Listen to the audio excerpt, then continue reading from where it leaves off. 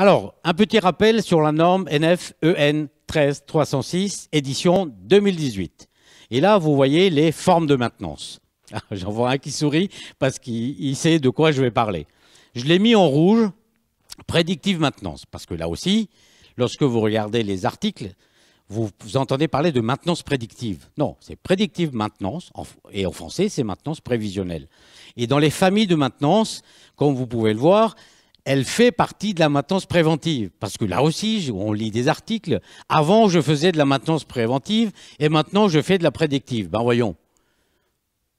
Donc, à un moment, une norme, ça sert à quelque chose.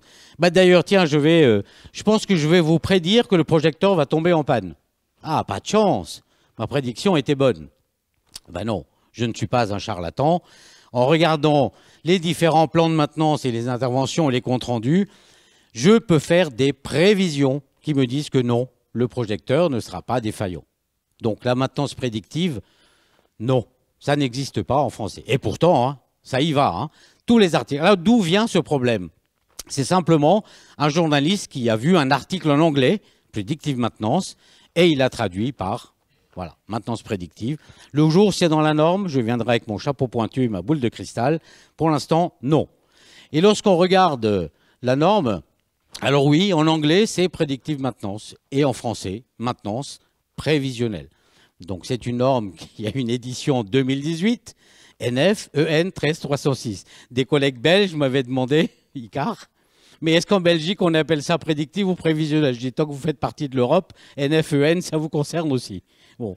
Donc, à un moment, il faut arrêter avec les salades de termes. Hein. On aime bien inventer des nouveaux mots. Bon, voilà. En France, c'est industrie du futur.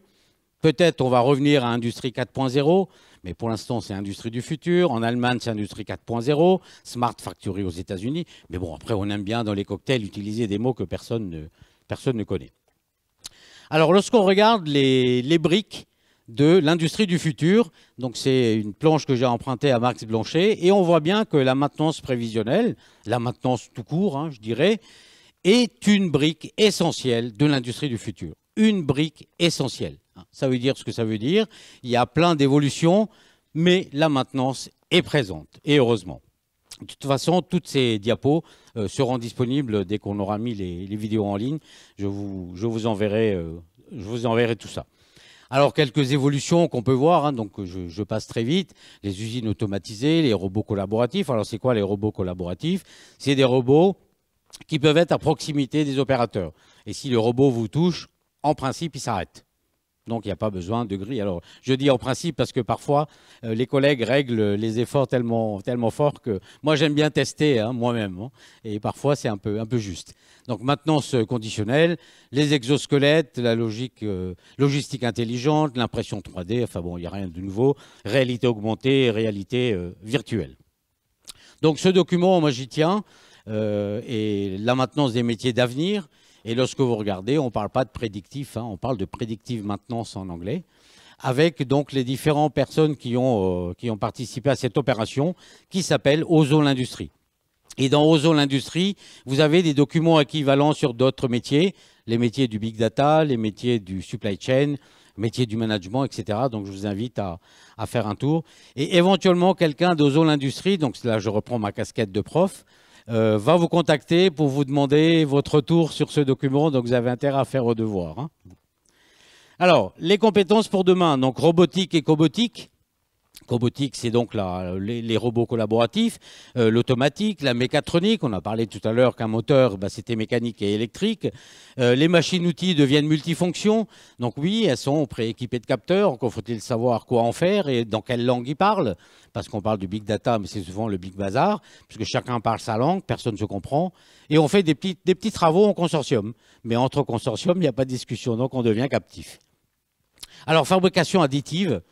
C'est un nouveau mot, on aime bien utiliser ça, c'est simplement l'impression 3D. Hein. Et j'ai même entendu, parce qu'on aime bien utiliser des mots savants, j'ai même entendu, à la place d'usinage, fabrication suppressive.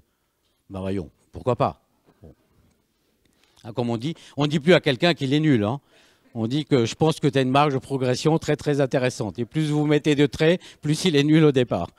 Bon, c'est comme ça. On aime bien utiliser des nouveaux mots.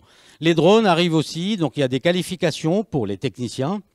Alors dans l'éolien, ça commence aussi à se développer et des écoles de formation qui donnent justement la qualification pour le drone. Les matériaux et les procédés d'assemblage reviennent aussi un peu au goût du jour.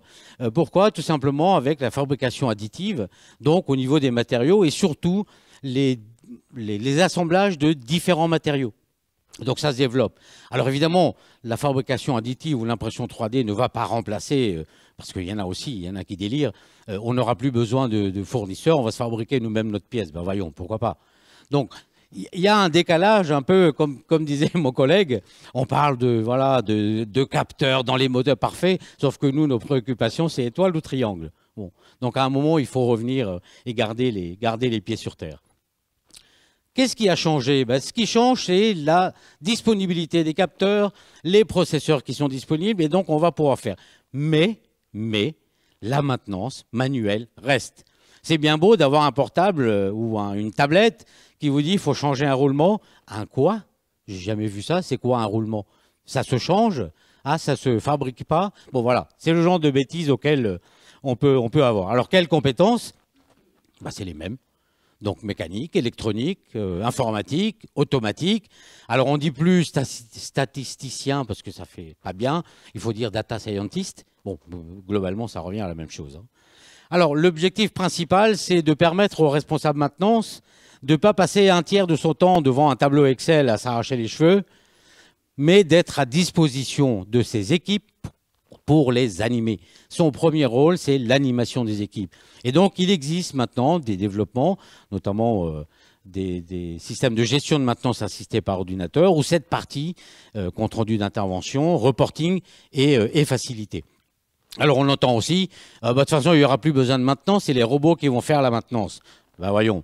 Et moi, je pose souvent la question, mais qui va faire la maintenance du robot qui fait la maintenance? Parce qu'à un moment, il faut bien intervenir. Donc ça, c'est le genre de fantasme qu'on peut voir. Et pour moi, c'est exactement la même chose que ça. Donc les robots qui vont faire la maintenance.